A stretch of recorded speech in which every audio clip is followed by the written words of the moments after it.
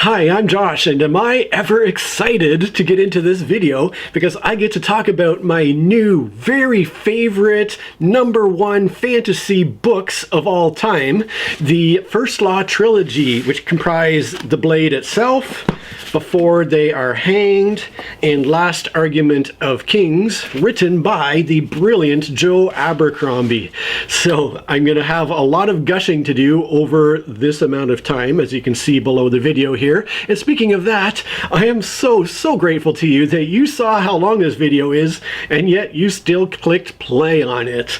That is quite something. It means a lot to me. I used to feel really bad, actually, about making these long videos about trilogies and series and that sort of thing, because it really is a lot to ask you. I know how busy you are. It's a lot to ask for you to spend that much time with me. But ever since I discovered how to create chapters in my videos and break them up into sections, I've felt a little bit less bad about making these long videos, because I know that you can, if you're not particularly interested in whatever section I happen to be talking about, just skip forward to the next section and see if you like it better. So it frees me up to talk about everything that I want to talk about, and it frees you up to skip the boring bits and just watch what you're interested in watching. So I am glad that you're here. Do make use of the chapters below if you find yourself not super interested in what I happen to be talking about, and let's just enjoy talking about this wonderful trilogy.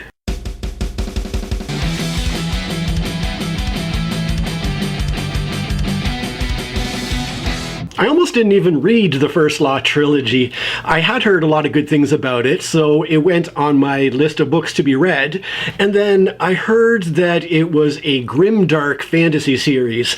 And as I talked about in my video that I recently posted about the first Seven Waters trilogy, I enjoy fantasy because of the escapism. And as such, I enjoy light fantasy, fantasy with magical forests and fey creatures. Think this Tolkien-esque setting in the world of the elves, like in Rivendell, or in the world of the hobbits in the Shire, that kind of whimsical light setting, because it is about as far away from the dark reality of real life as you can get. And so that's the kind of escapism I crave.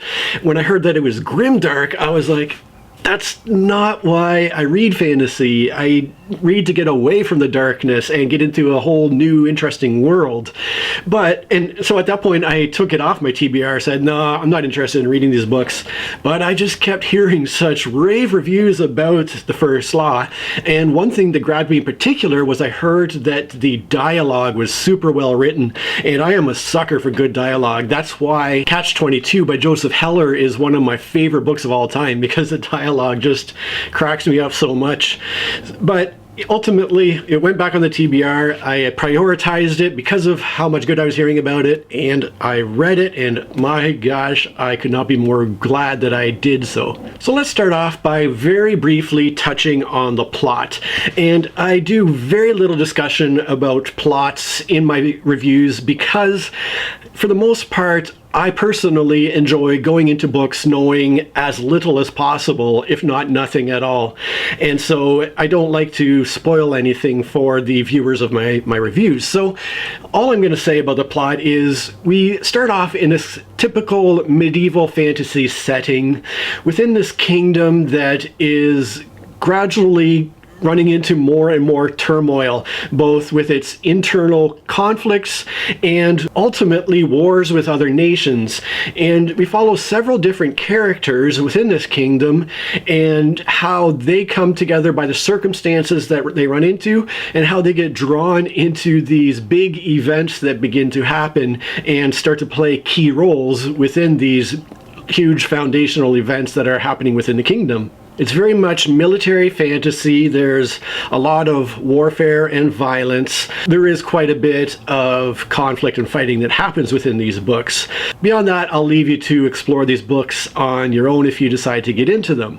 Now, what really propels these to the very top of all fantasy books I've ever read is the writing style. Joe Abercrombie is an absolute master of his craft. Just the way he creates characters who individually are each so unique, so interesting, and places them within this world where so much is happening, and a lot of it is extremely dark. This is not a series I would recommend to people who do not like Grimdark necessarily, who don't really like a lot of darkness and violence.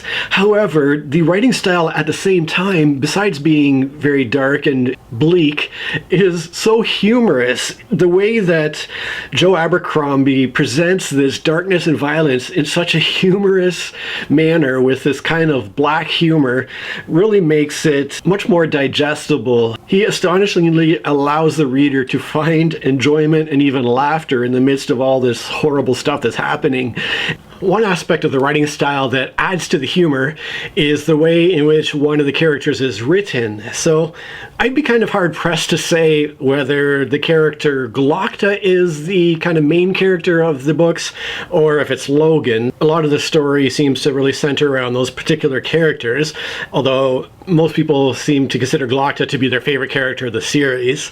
But when the story follows Glokta, what's very interesting is that not only do we get to hear everything that Glokta says, but we also get to hear everything he thinks. So when Glokta is having a conversation with another character, it'll write what he says, and then it'll immediately go to what he's really thinking about what he just said or about the person he's talking with. And so there's a lot of humor that comes up in terms of the contrast between what Glokta is saying out loud and what he's really thinking in his head, and it really makes it a fun read whenever we follow Glokta. One other thing I'll say about the writing style that really blew me away is the fact that there are several points of view of various characters that we're following throughout the stories, and as we follow certain characters, the narration style of the author tends to change a little bit. So when we're following these more, quote, barbarian type of characters, the narration style is much more rough and slangy and that sort of thing, whereas when we're following a more noble-born character, the writing style is more formal and, I guess, less plain than the plainer characters, which I don't know if I've ever seen that in a book where...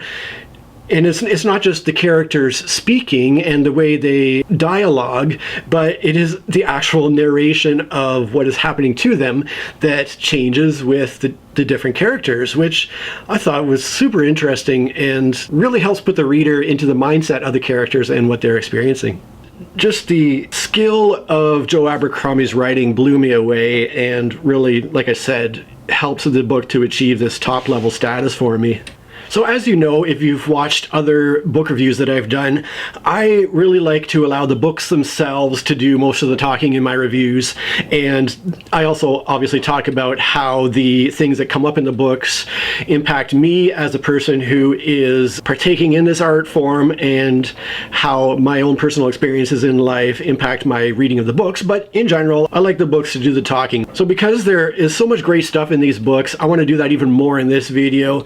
And what's very interesting is that even though this is very much a medieval fantasy setting, like I said, the themes that are covered are so applicable to today's world.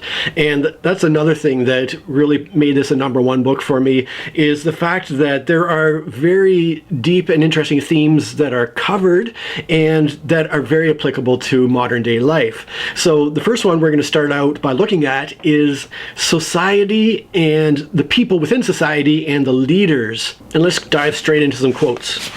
These first quotes talk about power structures and how with the power structures and the caste systems that we naturally have within society, in the modern day world, it's kind of money that creates power. And it was very much the same, obviously, back in the Middle Ages, although there's a certain amount of violence that also propels people to power in the more ancient times. Not that that isn't a part of modern times too, but the fact is that the people at the top, the people who have the power, the wealth, the influence, are the very, very small minority, and without the vast majority of the people beneath them who really allow them to have that power and the wealth, they would not hold that position. And that's something that I don't know how much people realize nowadays. I don't know how much people realized it back in the old times that we are immersed in here. But there's this quick quote. It says, "There's no nobility without the commoners. No nobility at all." And carrying on that idea, this is a conversation between a character named Bayaz and another one named Jezel. Jezel says, "What use is the love of commoners? The nobles have the money, the soldiers, the power." Bayaz rolled his eyes at the clouds. "The words of a child, easily tricked by flim-flam and quick hands. Where does the nobles' money come from, but from taxes on the peasants in the fields? Who are their soldiers but the sons and husbands of common folk? What gives the lords their power? Only the compliance of their vassals, nothing more.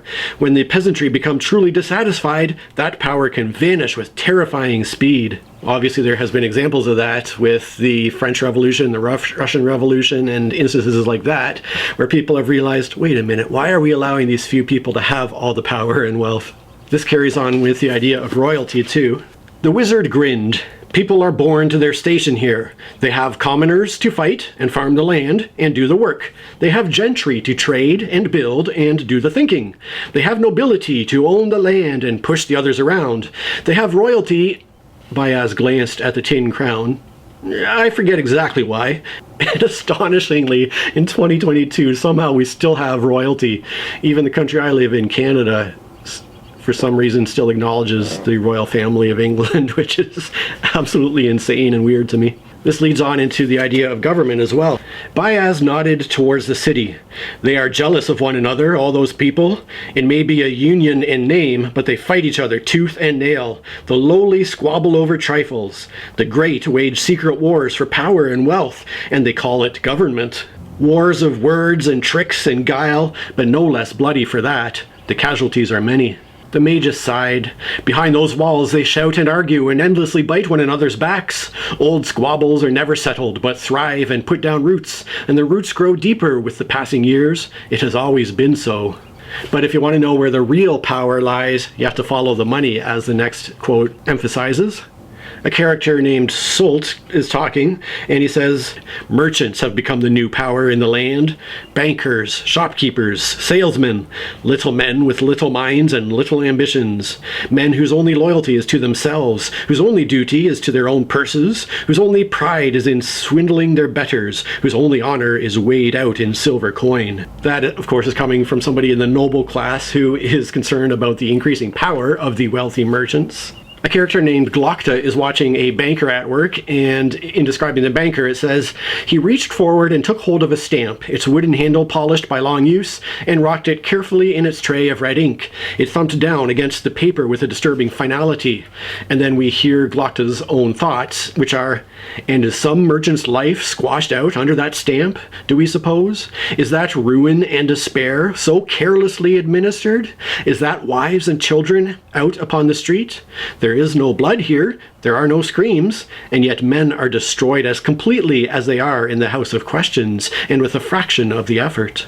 Looking more specifically at the idea of leaders and people in leadership roles, first we look at the sorts of people who rise to those top positions of leadership. This time Glokta is looking at a military general, and in Glokta's thoughts we hear, "I remember you. You were in Gurkul in the war, a major in the King's Own, and well known for being an ass. It seems you have done well, at least, as asses generally do." And then these next few quick quotes talk about how it's not necessarily merit that gets somebody into a position of authority and leadership. "It was bizarre that such a vital decision should fall to him, a man who, no more than a year ago, had proudly confessed to knowing nothing about anything and caring still less. But then he was beginning to doubt that anyone in a position of high authority ever really knew what they were doing.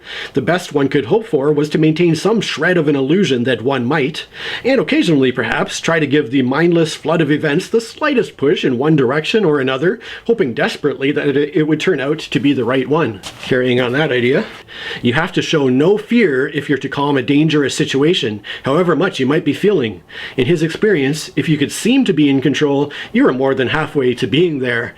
And that's definitely something I quickly learned as a paramedic when I would show up on a scene that was totally out of control, looking at a person who was just completely in terrible shape, wondering how on earth they were still alive, how on earth I was supposed to still keep them alive, and everybody else around them freaking out, and everyone looking to you in the uniform to take control and do something. One of the most important things to do straight off the bat was to just appear calm and to at least look like you knew what you were doing, because then it would help to calm the situation in general, and you could sort of focus on doing what you needed to do. So certainly that appearance of being in control and knowing what you were doing was a big part of controlling those type of situations. And this final one sort of backs up that idea again. He remembered Burr thumping at his maps and wagging his thick finger. The greatest responsibility of a commander was not to command, but to look like he knew how to. Now, moving on from society and its structures, the next major topic we're going to look at is warfare, because that is a big theme of these books as well. And the first thing I'll mention, because it is a title of the book, the third book in the series is called The Last Argument of Kings. And apparently that comes from an inscription that King Louis XIV inscribed onto all his cannons. He inscribed the phrase "last argument of kings," implying that the cannon itself was the king's last argument, which I thought is kind of funny.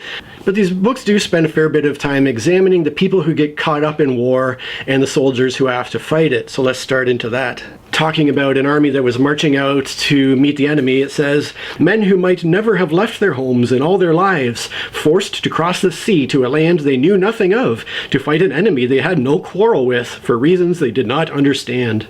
Moving forward with that idea, Dogman winced as he heard the boy's neck bones crunch. He hadn't deserved to die like that, most likely, but that's what war is. A lot of folk getting killed that don't deserve it. Next up, a character is watching the aftermath of a battle, and he thinks to himself, those with the least always lose the most in war. So what compels these common folks to do such an insane thing as to leave the safety of their home and go to another land to kill fellow humans? Naturally, it's the leaders who start the wars that must put on a grand show of glory and bravery and honor. So we read, "West could hear the hammering of their hooves now, like distant thunder, could almost feel the vibration of it through his boots. The sun glinted on raised sword and lance, on shield and full armor. Banners streamed and snapped in the wind. It was quite the display of martial grandeur, a scene from a lurid storybook with a muscular hero in which meaningless words like honor and righteousness were often repeated." And then if the leaders can also bring in an element of morality or even religion and convince the populace that they were in the right or they had God's favor in the conflict, then they've really got them. General Visbruck, again, in the aftermath of a battle, he shook his head as he peered down at the corpses, and he says, "Some courage to come at us like this over and over against defenses so strong and so well manned. I've rarely seen men so willing to give their lives." The companion he's with then replies, "They have that most strange and dangerous of qualities," said Casca. "They think they're in the right." But then, in time, the people who participate in war start to learn better, as we see here. In describing one character, it says, "The idea of the soldiering life no longer inspired him. He had seen enough of violence close up to know it was extremely frightening and hurt like hell. Glory and fame seemed like meager rewards for all the risks involved." And then later, another character is watching a friend breathe his last breaths after the battle. "He closed his eyes and he stopped breathing. A pointless sort of a death, a long way from home. Not for anything he'd believed in, or understood, or stood to gain from. Nothing more than a waste. But then Dogman had seen a lot of men go back to the mud, and there was never anything fine about it." Another character makes this statement, "The only difference between war and murder is the number of the dead." I also appreciate, as a final note on warfare, the fact that it addresses the dark side of soldiering in terms of being the disabled soldiers that it leaves behind within society. Once again, we're in the aftermath of a battle, and one of the characters is assessing his own injuries, and it says, "He would surely never recover. He was broken, shattered, ruined. Would he be now a cripple of the kind he avoided on the street corners of Adjoa, war-wounded, ragged and dirty, shoving their stumps in the faces of passers-by, holding their crabbing palms out for coppers, uncomfortable reminders that there was a dark side to soldiering that one would rather not think about?" So while we're on the topic of medieval warfare, I'm going to get into something that interests me personally, though it might bore the hell out of you. So feel free to skip this section if you're not into ancient arms and armor and techniques of warfare. Because as always, when I read these medieval fantasy books, I do tend to pick out little inconsistencies with the way they describe the arms and armor and weaponry and the way combat was fought based on my knowledge of history. So let's get into a few things that might be of interest to you if that type of history is your jam. So let's get into a few things, and let's start with bows and arrows. So this first little statement stood out to me. It says, she heard the bowstring, but by then it was too late.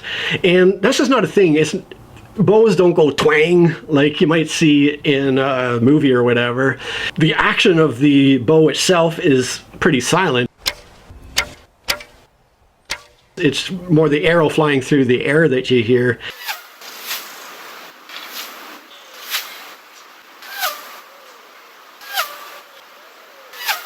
So you're not going to hear a bowstring twanging. The other thing here is an arrow versus full plate armor. It says, the second rider took an arrow in his chest. His breastplate slowed it, but it still went deep enough to kill. And an arrow just doesn't pierce plate armor. Otherwise, why would be the point of going to all the expense and the uncomfortableness of purchasing and wearing full plate armor if it's not going to even stop an arrow? There might be a rare instance where if the quality of the steel was very poor, if it hit a very thin part of the steel completely dead on, it could happen, but you're almost never going to have an arrow going through a breastplate, which is quite a thick piece of armor, guiding it away from what would be the throat. Whoa! And again, you can see the armor flex, the ripples through the gel. Oh. Wow. Mm-hmm. Yeah, and it just follows it up, doesn't it? Right over the shoulder. I mean, it does show sort of the mechanism of lucky shots there, doesn't it? If they're not going through the plate, which I think we've shown that they're not. And the last thing about arrows is flaming arrows, which are so popular in movies and books. The vague sounds of fighting could still be heard. The odd flaming arrow soared high into the air and fell in the ruined slums. Flaming arrows, for the most part, really aren't going to be a thing. I mean, to set an arrow on fire is no problem.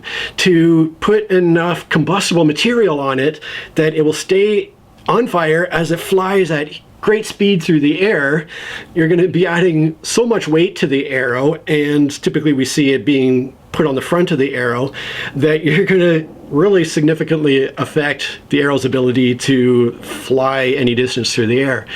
Could be done, but pretty unlikely. They must have used them, right? Right, yeah? No.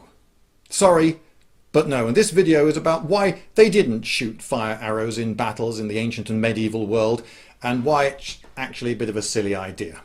Moving on to swords now. Remember what I said about a bowstring twanging? Well, now we have this. She could hear the archer's footfalls in the grass, searching for her, the soft ringing as he drew a blade. And isn't that a thing that you see all the time in movies as well? You hear the shing as the blade is withdrawn from the scabbard. But scabbards are made largely from leather, hides, and wood. You don't have a solid metal scabbard with a metal sword with a metal on metal ringing that you hear as people are drawing swords in movies and that sort of thing. It's pretty silent motion drawing a sword from a scabbard, and I do have a real sword and a real scabbard. It's very much a genuine medieval style sword, it's just not sharpened, so I can show you real quickly what it's like to take it out of the scabbard here. Let me just pull my sword off the wall here. And you can see the scabbard is leather. There's pretty much no sound as it goes in and out of the scabbard, unless I try to deliberately scrape the metal top of it. Well, even then, it's mostly just rubbing up against the leather.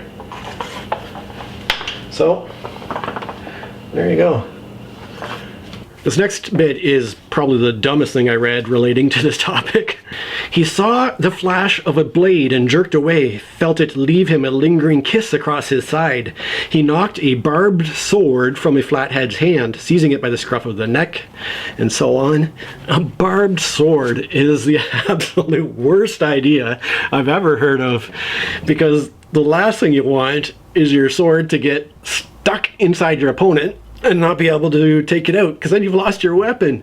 That is the whole reason that a sword that's made primarily for cutting, like a saber, has a curve to it, so that you can slash an opponent and the curve will allow your sword to travel across and come free again and not end up getting jammed up inside the opponent's armor or bones or body or whatever. It just allows for a free range of motion. But as it's passing through the target, the curved blade will potentially draw through and free itself more easily, more quickly, and is more likely to come out. And getting your weapon stuck within your opponent, especially if it has a barb that's designed to keep it there, is a good way to disarm yourself in the first solid blow you land. So I guess it sounds cool, but it's just absolutely not practical. Speaking of practical, how about this question? He tossed the helmet back onto its stand, then stood there staring at the armor, lost in thought. Once you've got it on, how do you piss? There's something I never really hear the historians talking about, but for the most part, armor tends to be kind of open down below underneath that area, or is at least somewhat accessible, and that's why the ancient treatises on sword fighting and hand-to-hand combat talk about the groin as being a primary target for sword fighters. But let's move on from swords now and talk about spears. In this first passage, we have two characters who are looking through an armory trying to pick out a weapon.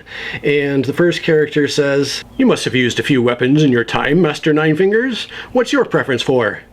"I've never really had one," said Logan, ducking under a rusty halberd leaning out from a rack. "A champion never knows what he might be called on to fight with." Of course, of course. Bayaz took up a long spear with a vicious barbed head. We're going to ignore the barbed head here and move on from that, and wafted it around a bit. Logan stepped back cautiously.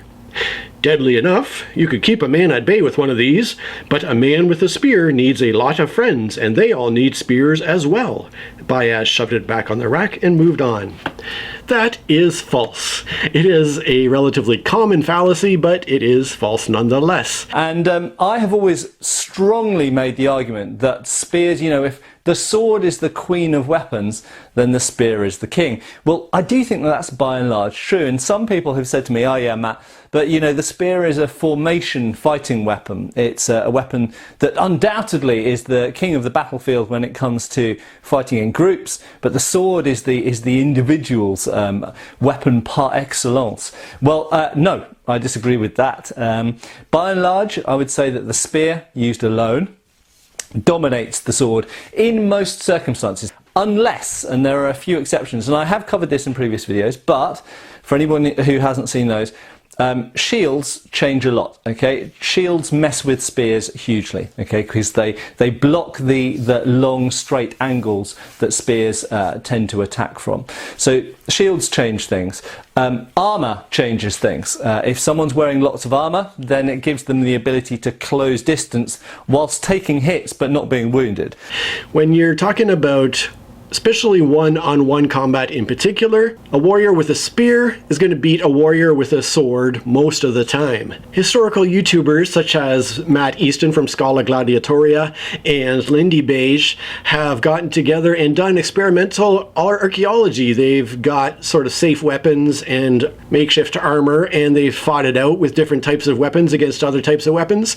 And what they've discovered is that when fighting one-on-one in particular, a warrior with a spear is going to beat a warrior with a sword most of the time.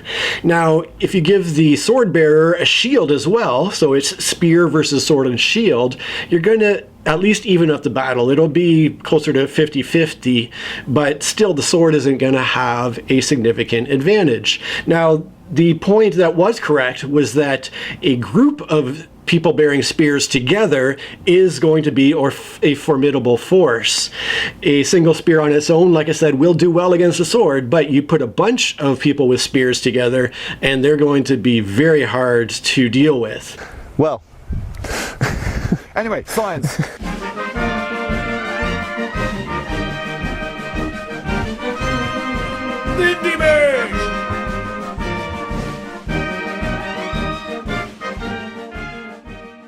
There is a reason that the spear has been the #1 most popular weapon throughout the entirety of human history up until the invention of gunpowder.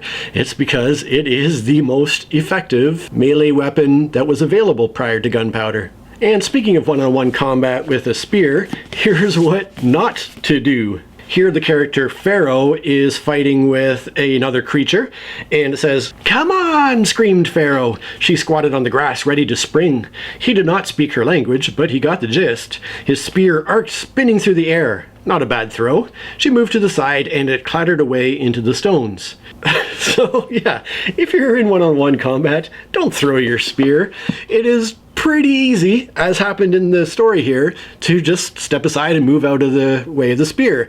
It's not coming at you with the velocity of an arrow that's shot from a bow. It's just a thrown weapon, and it is a large, heavy thrown weapon, and easy to avoid. So all you're doing is giving up your weapon. So those were just a couple of points about spears. Points about spears. Let's take a sidestep now from warfare to the topic of death and dying, which is something that, as somebody who worked as a paramedic for 16 years, has been a big part of my life, and it's something that can't help but affect you when you're around it on a regular basis. So the first couple of things, sticking with the theme of inconsistencies within the book, I'm going to look at a couple of passages real quickly here. A soldier not 10 strides away was neatly decapitated by a flying block. His headless body swayed for a moment on its feet before its knees buckled and it toppled forward off the wall. Sounds dramatic, but a body that loses its head is going to fall like a brick. It's not going to stand there swaying for a moment before collapsing. The second one is one you've heard me say over and over in these fantasy books. This character named West is looking at a dead body. West could not help the feeling that his eyes were looking directly into his. There was a peevish twist to his lip, an accusatory wrinkling of his brows. Authors love to describe dead people having these frozen expressions on their faces, as if at the moment of death, whatever expression they had freezes on your face, but that's not a thing. Essentially, your muscles totally relax and your face is totally expressionless, as much as authors love to play with that idea. In fact, this statement is much more true. Another character looking at another dead body. A Union man, no doubt, but he didn't look so different to Dogman or to anyone else, now he was dead. One corpse looks much like another. And that's true, there's just something about a dead body that it's such a weird and unnatural look that a dead body has that is definitely the same from one to the next. A true lifelessness, as it were, I guess. And here's the truth about being around death as well. The character Glokta is once again thinking in his own head and thinking, "Our doom draws nearer and every man sees it. A strange thing, death. Far away you can laugh at it, but as it comes closer it looks worse and worse. Close enough to touch and no one laughs." And then there's this where Glokta is having a conversation with another character, and Glokta says, "Your people have been fighting well." The character replies, "Dying well, you mean?" Glokta's laughter hacked at the heavy air. "Come now, there's no such thing as dying well." And then the final note on this topic, the character Logan is contemplating some things, and it says, "No one would learn it after Logan once he was gone. No one would miss him much at all, he reckoned. But then, who cared? There's nothing worth less than what men think of you after you're back in the mud." Which is an ironic truth, given how much people work towards their legacies and what they leave behind in the world and what people think of them after they're gone. You're not going to care what people think about you when you're not here. So it's kind of a funny thing to focus on. But let's talk about one final theme before we kind of narrow into much more personal stuff, and that is the theme of spirituality and morality, which I want to emphasize are not inextricably connected. Somebody who is not spiritual certainly can be very moral, and in fact, everybody has their own idea of morality, whether spirituality is a part of their life or not. But let's talk about God and spirituality first. "Magnificent," muttered Glokta, stretching out his aching back and squinting up, the pure white stone almost painful to look at in the afternoon glare. "Seeing this, one could almost believe in God." if one didn't know better. This next statement about God, I personally agree wholeheartedly with. Glokta is with another character named the Navigator. The Navigator's face went slack with horror. God, take pity on me. And then Glokta thinks in his head, if there is a God, he has no pity in him. And then before we go on to morality, there is this character Logan again, who has the ability to communicate with spirits to a certain extent. Then, once he had eaten, he would ask the spirits for guidance. Their guidance was pretty useless, but the company would be welcome. That's a good summary of my idea of religion, too. But when we get into morality now, here's really what is a big part of making a grimdark book grimdark. And that is the fact that characters are so morally gray. There is not your standard good versus evil, as in a Tolkien fantasy world or other such classic fantasy, but rather we have much more real human characters who have their darkness and their light that are in the same person. And that was a big part of this book that I appreciated quite a bit. So let's have a look at a quick few quotes here. One of Logan's friends is talking to him and says, "It ain't ever as simple, is it, as a man is just good or bad? Not even you, not even Bethod, not anybody." "No," Logan sat and watched the flames moving. "No, it ain't ever that simple. We all got our reasons. Good men and bad men. It's all a matter of where you stand." Another character now. He took a long breath of the cold, wet air, and he frowned down at the earth over his grave. He wondered if he'd know a good man from an evil anymore. He wondered what the difference was. And then here's the sort of darkly nihilistic view of life that becomes a part of somebody like me who has suffered a great deal of trauma and pain. And it's actually just a quote at the beginning of part 2 of the first book. And it's a quote by somebody named Joseph Brodsky, and it says, "Life, the way it really is a battle not between good and bad, but between bad and worse." And then the final note on morality kind of made me chuckle a bit because it's so applicable to today, especially to Western society, where parents seem to have no problem whatsoever exposing their children to a great deal of violence. You see it everywhere. You see it in cartoons and all sorts of entertainment.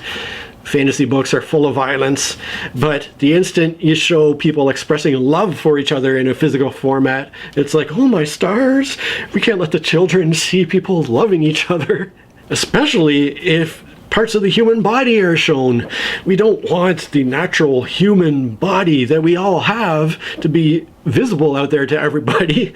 And so this quote is kind of a riff on that idea. And this is a scene where a character has been tortured and executed in public in an extremely painful manner. And in describing the person who's being executed, it says, "He was naked aside from a cloth tied around his waist." And then once again, we're in Glokta's head, his thoughts, it says, "To spare the delicate sensibilities of the ladies present, watching a man's entrails spilling out is excellent entertainment, but the sight of his cock, well, that would be obscene." It's so applicable to today. Now, before we go on and dive deeper into some more personal stuff, let me take a quick second to send out a huge thank you to my Patreon supporters, especially to my higher tier supporters, Joanna, Paul, and Asmondas Perfect. Your financial support is something that's so meaningful to me and so helpful in its own way. I really appreciate it a lot. Now, back to this amazing series. So one very interesting aspect of the first law is that we're dealing with a couple of characters in particular who have been around violence and warfare for pretty much their entire lives. As fighters, they have been immersed in it and been involved with it, and it's had an effect on them.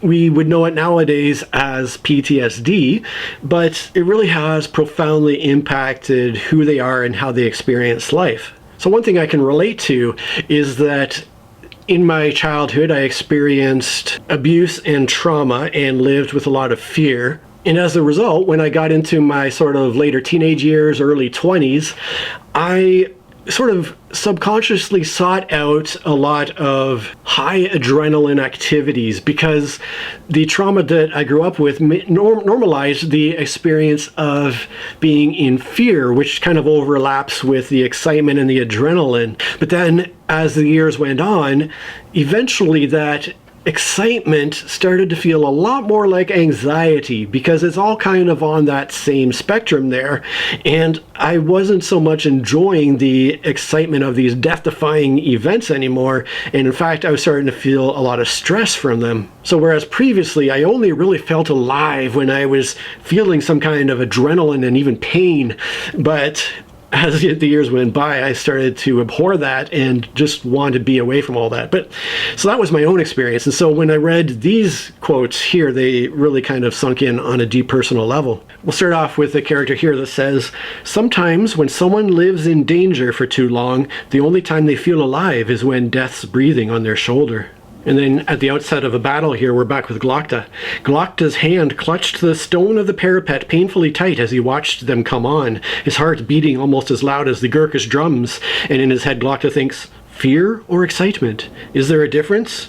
When was the last time I felt such a bittersweet thrill? And then this, marching to a battle only got harder each time. When Logan had been a young man, before he lost a finger and gained a black reputation, there'd at least been some trace of excitement to it, some shadow of a thrill. Now there was only the sick fear. Fear of the fight, and worse still, fear of the results. And then moving on to the next idea here, reminds me again of my paramedic work. When talking to a young paramedic, they might ask a question like, oh, how many dead bodies have you dealt with? As if it was some kind of proud mark of achievement or something. I couldn't even tell you how many dead bodies I handled in my paramedic career. Certainly dozens, probably in three figures. Logan is talking with somebody else, and that person says, "You've seen a lot of death then." Logan winced. In his youth, he would have loved to answer that very question. He could have bragged and boasted and listed the actions he'd been in, the named men he'd killed. He couldn't say now when the pride had dried up. It had happened slowly, as the wars became bloodier, as the causes became excuses, as the friends went back to the mud one by one. Trauma also affects the way that we respond to stimuli. We can either be kind of over jumpy or kind of the opposite extreme, not react at all. And here's how this one character reacted. One of the men suddenly pulled the door shut with a loud bang. Glokta was intended to jump, but he couldn't be bothered. So speaking of Glokta, the next topic we're going to look at briefly here is chronic pain and suffering and how it affects people. Again, something that I relate to a lot. I grew up with Crohn's disease from a very young age. I've always lived with chronic pain, and it has shaped me mentally too, as well as affecting my worldview and how I look at life and people and all that sort of stuff. So Glokta is a character who was captured in a previous war. He was locked up in this tiny, dark, suffocating, pitch black box and only taken out to be tortured, then put back in this little box and lived that way for at least a couple of years. So he came out of it physically very mangled and crippled with chronic pain, and that really became the defining point of his life and affected everything moving forward from there. So we read about a few ways in which that really affected him in the next few quotes. Glokta, once again, is thinking in his own head and thinks, strange. However much pain we experience, we never become used to it. We always scramble to escape it. We never become resigned to more. And what I've found is that initially, in my earlier life, my pain tolerance increased a lot as I experienced chronic pain and experienced a lot of pain. But then I kind of reached a peak and that just really fell off, and I really lost my ability to tolerate pain. And as my lifetime and the years and decades have gone on, I do everything I can to escape pain. So that certainly felt very true to me. This next sentence says, there aren't many wounds that ever heal all the way, and there are some that hurt more with every day that passes. Again, something that people who've experienced trauma can relate to, along with this next quote. Glokta, by the way, works as a torturer in the House of Questions, and he is with a client, as it were, and the man he's with says, have you no pity? Glokta could only shrug. I did have. As a boy, I was soft-hearted beyond the point of foolishness. I swear I would cry at a fly caught in a spider's web. He grimaced at a brutal spasm through his leg as he turned for the door. Constant pain has cured me of that. And I can so relate. I was such a tender-hearted boy. Like I said, it also affects a person's worldview. For me personally, the experiences in particular of abuse and bullying and that sort of thing has given me a very dark, misanthropic view of humanity as a whole, and also a very dark, truly nihilistic view of life in general. So here's something that kind of goes along with that idea. Glocta here is speaking and says, "You are aware, I suppose, that I lived through 2 years of torture, 2 years in hell, so I can stand before you now, or lean before you, twisted as an old tree root, a crippled, shambling, wretched mockery of a man, eh, Lord Hoff? Let us be honest with one another. Sometimes I lose control of my leg, my own eyes, my own face," he snorted, "if you can call it a face. My bowels, too, are rebellious. I often wake up daubed in my own shit. I find myself in constant pain, and the memories of everything that I have lost nag at me endlessly." He felt his left eye twitching. Let it twitch. "So you can see how, despite my constant efforts to be a man of sunny temper, I find that I despise the world and everything in it, and myself most of all. A regrettable state of affairs for which there is no remedy." And to wrap up this cheery section, another character named Pharaoh has also experienced a great deal of trauma in her life. Pharaoh says to a man she's talking to, "You should have let me kill him." "Ugh," clucked the old man in disgust. "I do declare, you'd kill the whole world if you could. Is there anything but killing in you, Pharaoh?" "There used to be," she muttered, "but they whip it out of you. They whip you until they're sure there's nothing left." All right, our next topic here is interpersonal relationships and how, once again, experiences of trauma and difficulties in life affect our ability to relate to other people. So let's get into that. This is a topic where you probably don't want me to get too much into my own circumstances, but let's say that I can relate to things like this statement, where two characters are speaking. The first character says, "Please, we are all friends here." And the other character says, "Friends? In my experience, a friend is merely an acquaintance who has yet to betray you." And then later in the same book, we're with Pharaoh again, and she's thinking, "Helping others led to friendships. Friendships led to disappointment at best, at worst, betrayal." That being said, I do still have a couple of very close and faithful friends who have not abandoned me over the course of the past few years. So I'll put that out there at least. Carrying on with the way people relate to each other, these quotes also extend beyond the personal into the way that people nowadays interact with science and medical, scientific proof and that sort of thing. So it says, "Proof is boring. Proof is tiresome. Proof is an irrelevance. People would far rather be handed an easy lie than search for a difficult truth, especially if it suits their own purposes." And if there's one thing that the pandemic has shown, it's the truth of that statement.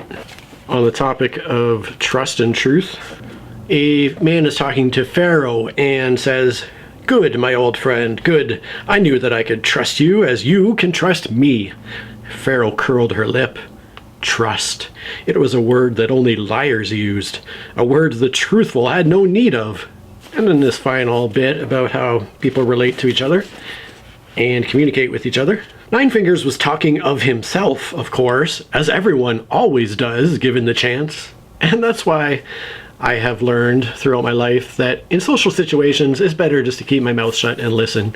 So you think that's depressing? Well, let's get onto this final point here, which is what I briefly mentioned previously about this kind of nihilistic view of life that tends to arise from experiencing lots of trauma and pain and bad things. So let's get into that. Dogman felt that familiar weight of worry in his gut. "That's got the taste of bad news." The other person with him says, "What other kind is there?"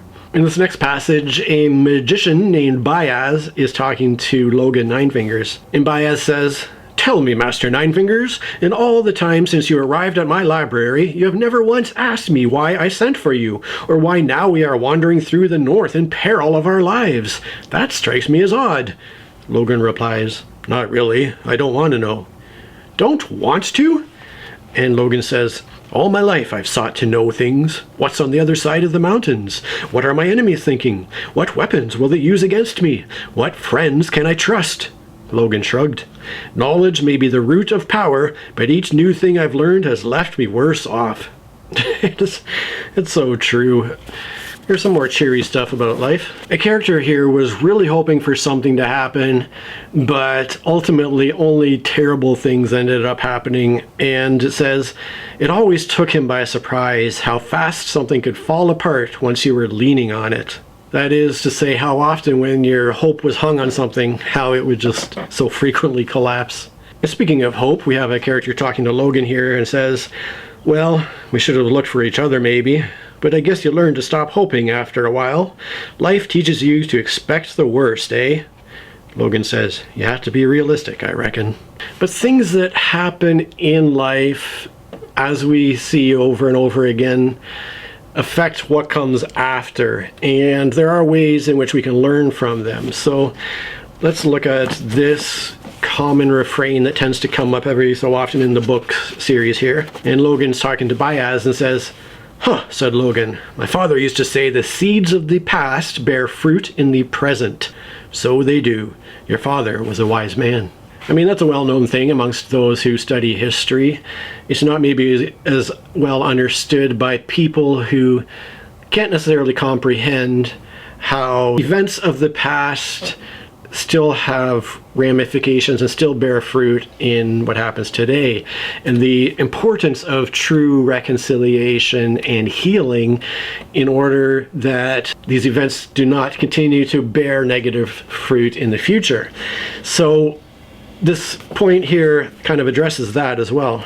This is Baez speaking, and he says, the mistakes of old, intoned Baez with the highest pomposity, should be made only once. Any worthwhile education, therefore, must be founded on a sound understanding of history. I couldn't agree more with that. So I've just spent a lot of time discussing various issues that arise throughout the books, but now I'm going to talk about what I see as being the three major overarching themes, and then we'll get into my rating. So the three things that, in my opinion, are kind of the main themes that are being presented are, first of all, that when it comes to war, only a very, very few of the most powerful truly benefit from a war. Regardless of all the propaganda and all of the lies that are told by those leaders, the vast, vast majority of people only suffer as a result of war. The second theme here is a question that says, is it good to get what you most desire, or is it better to desire what you already have? That is something that we gradually explore deeper and deeper as the trilogy progresses, and I think we do come to some answers by the end of the series. And it's generally a good lesson for all of us. Then the final theme that I see in this series is the idea that nobody gets what they deserve. That is something that I feel strongly about because of my personal hatred towards ideologies such as karma, which say if you do good things will happen to you. If you do bad things will happen to you. That is not how life works. As much as we all so desperately wish that there was some fairness in life and that people received what they put out there, that just is not the case. If karma was a true philosophy, then I must have been a horrible person right from the very earliest age in life because of what I've experienced and what I've received from life. So because of how much that idea means to me, let me support that with a few quick quotes from just the final book in the series. Two men are talking. It says, he slowly shook his head. What crime did we commit to deserve this punishment? The other man says, punishment doesn't always come to the guilty. Again, two men are talking. One says, but he invaded the Union. He caused the deaths of thousands. He deserves to be punished. The other man replies, people rarely get what they deserve. Now Glokta is speaking, and Glokta says, it's a hard world. No one gets what they deserve. This time Glokta is talking to a lady, and Glokta says, I don't deserve this, he breathed. And the lady replies, no one gets what they deserve. So you can see that that is certainly a recurring theme in the first law.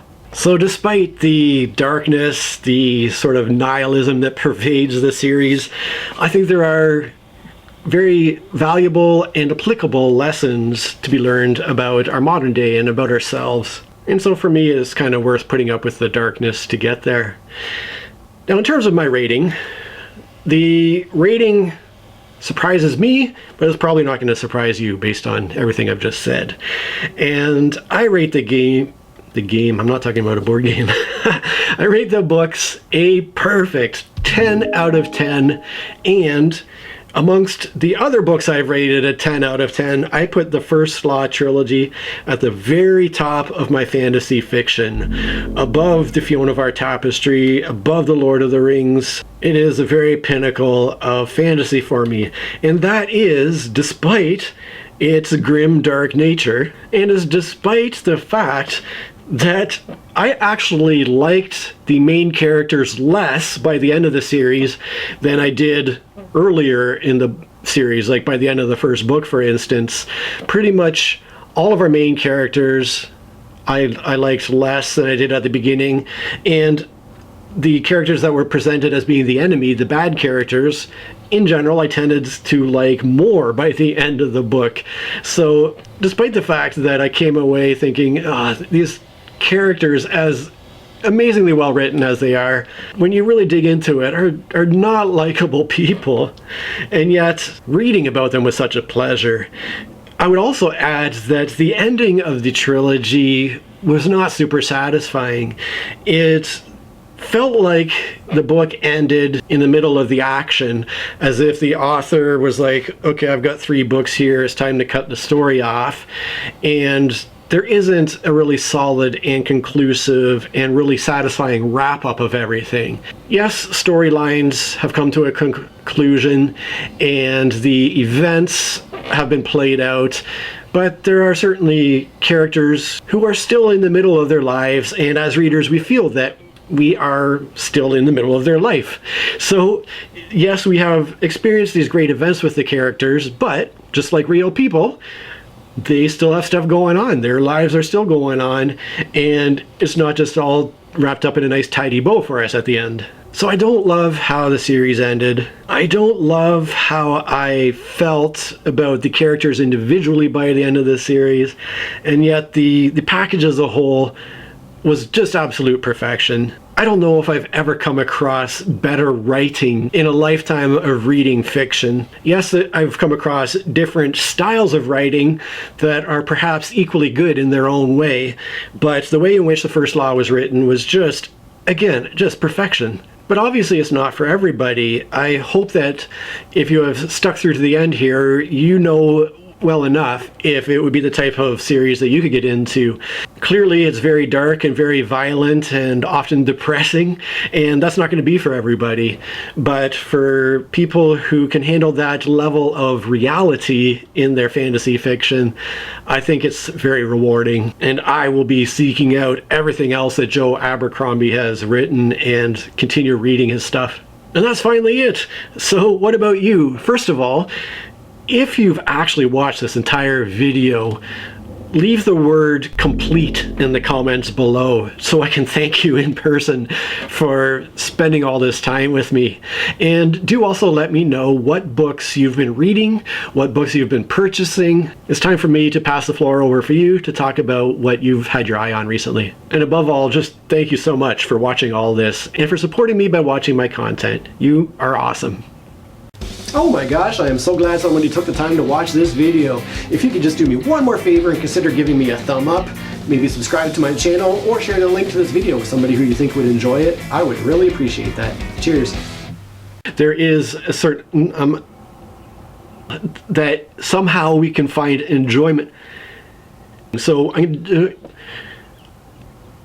but if you want to follow where the naturally, it's the leaders that naturally, it is the leaders who start the wars that must put on a show of the odd flaming arrow sword high into this is a actual. He did not speed her. Now before I get on, Now before I go on, before we go on and dive deeper into some more personal stuff, let me just take a quick thank you. Oh, my back. As if it was kind of as if it was something to be proud of.